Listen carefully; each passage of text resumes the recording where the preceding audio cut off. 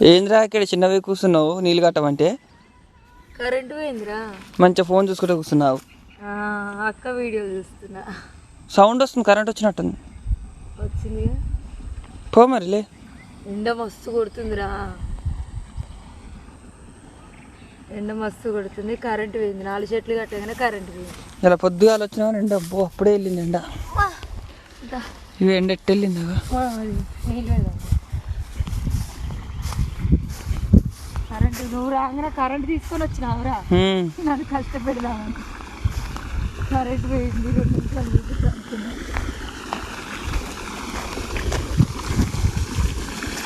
బర్రెలకు వస్తుంది కదా.